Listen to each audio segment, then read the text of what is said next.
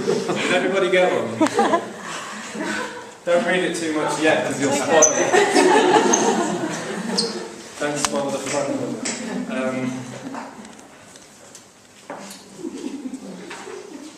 So,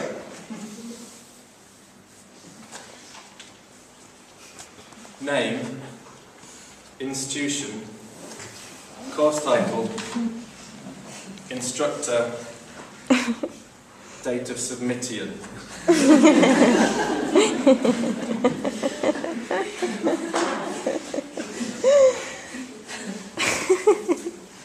The Practice of Patrick Coyle.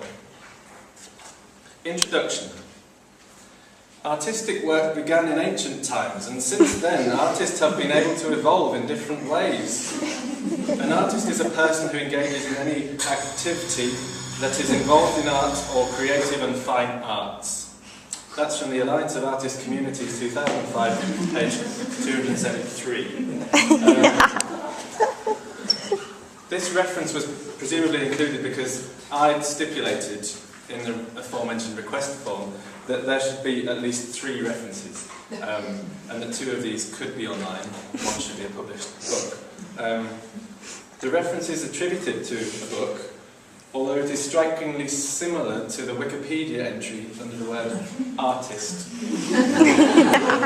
which reads, an artist, you can read along because it's similar, an artist is a person engaged in one or more of any of a broad spectrum of activities relating to creating art, practicing the arts, and or demonstrating an art.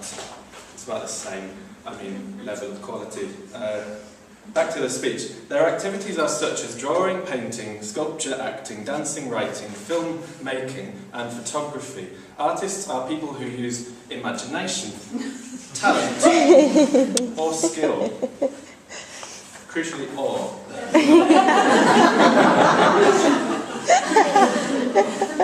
To create works that tend to be judged in anaesthetic value.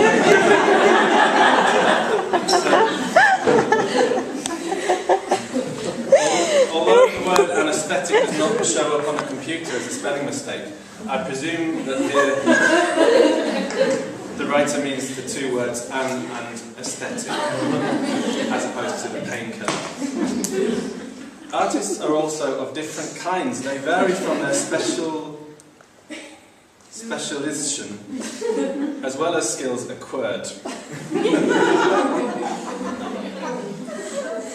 Art made by artists are of quality. This is because they war to their best, and to know where they rank, they take their art to shows and exihibitions for their ceativity to be rated. £17.56. Well spent. Yeah. Partick Colye, to reiterate the name, Patrick Coyle, is just an example of the artist whose arts have won many exhibitions as the best. Thank you. This short presentation seeks to explain the practice of Patrick Colye. Partick, back to Partick. Partick Colye, just like any artist, is an artist who takes his artistical work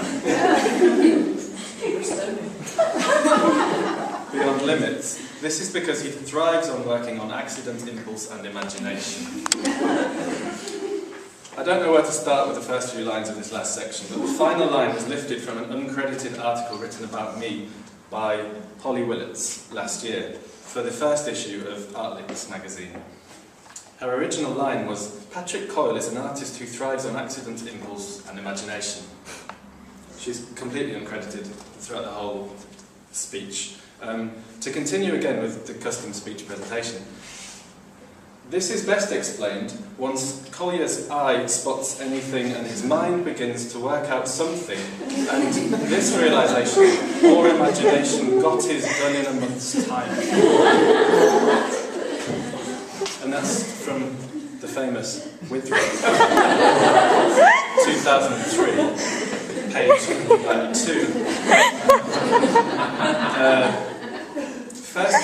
This line was also plagiarised from Holly Willett's article, where she states, "Once the Coyle eye spots something, the brain goes into overdrive, and one single moment or realisation can take centre stage in his work for months after." Secondly, and perhaps most interestingly, the line is then falsely attributed to Stephen Withrow, whose book Toonart, The Graphic Art of Digital Cartooning, had a contributor named Patrick Coyle. Needless to say, this was a different Patrick Coyle from myself.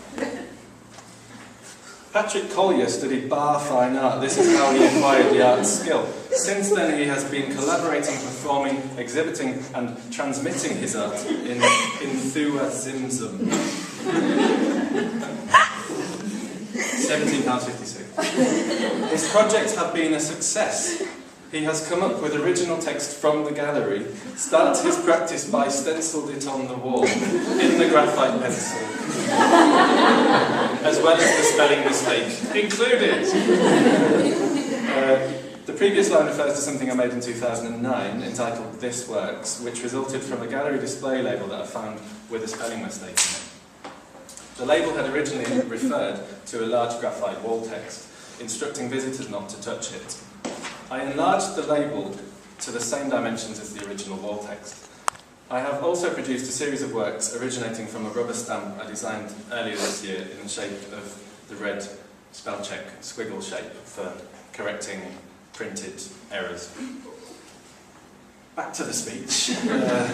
For Colye, the object represents the labour of his own particular writing practice.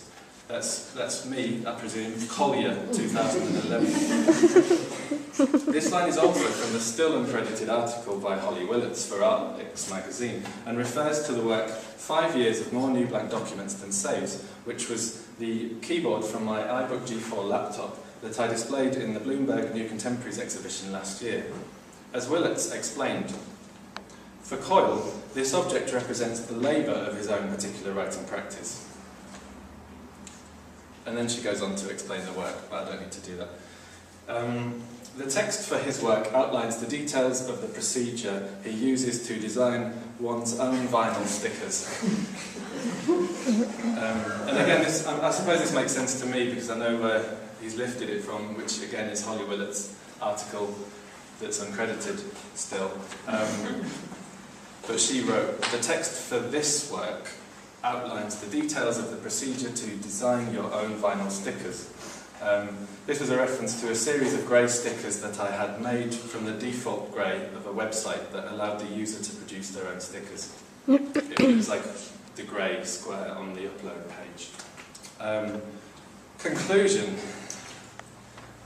Collier's performance in his practice as well as work is very good. His procedures can be applied by starters in making their own original texts. His way of being able to frame up new ideas is all about one's ability and capability to be able to think critically and be good in visual. In general, one ought to be creative and not to ignore anything that they tend to figure out or is in their minds.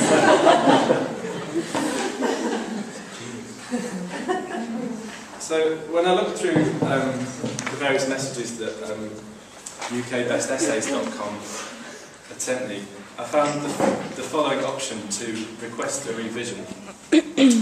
Under the section Revision Instructions for the Writer, which I presume goes directly to the person who wrote my speech, yesterday I found this section, so yesterday I wrote the following. To whom it may concern, I am a 28-year-old dyslexic artist. Obviously, I am not the best writer in the world. This is why I wrote to you for help in creating a speech that would be of the same or higher standard than a first-class BA student. You didn't spell BA correctly. You didn't even spell my name correctly throughout the whole speech, except for the title, which I wrote for you. You charged me £17.56 for a speech that I would feel ashamed reading to a class of 5-year-olds. The speech I asked you to write me was for a presentation at an internationally renowned art gallery. I am sure that this does not concern you in the slightest, but seriously, could you not even write a speech for me to deliver about myself in the first person tense? This is a serious question. I wasn't asking you for poetry, but I did expect a certain level of logic from a writer who is supposedly educated to, and I'm quoting from the website now, at minimum a master's degree level. Please think about what you have done as you read the following line to yourself. Art made by artists are of quality. This is because they war to their best, and to know where they rank, they take their arts to shows and exhibitions for their creativity to rate it. Once you have done that, please count the following misspelled words that appear elsewhere in the speech, which, by the way, show up with a little red squiggly line below them when you don't disable the spelling and grammar tool in Microsoft Word, which is cleverly what they did. They do the thing where you disable the spell check, so when it arrives to me, there are no red lines at all. So the list is Instution, submittion, activity, specialization, acqured, Partick twice, Colye 7 times, who's without an apostrophe, artistical, which isn't a word, Colliers, enthusiasm, performance, and creativity. So, yeah, interestingly, 2 misspellings of the word creativity. That's 17 misspelled words, in case your counting is as bad as your spelling. And I have not included the numerous extra spaces and other grammatical errors. The hilarity of your appalling spelling is the only thing that redeems you. Perhaps I'm being too insulting to you, and please accept my apologies if your writing age is the same as your actual age. If, on the other hand, it turns out that you're a deceitful, lazy con artist working for a company that exploits vulnerable and naive people for large sums of money, then I mean every word. Also, please accept my apologies for the delayed response. It has honestly taken me 3 days to recover from the worst spent £17.56 of my life.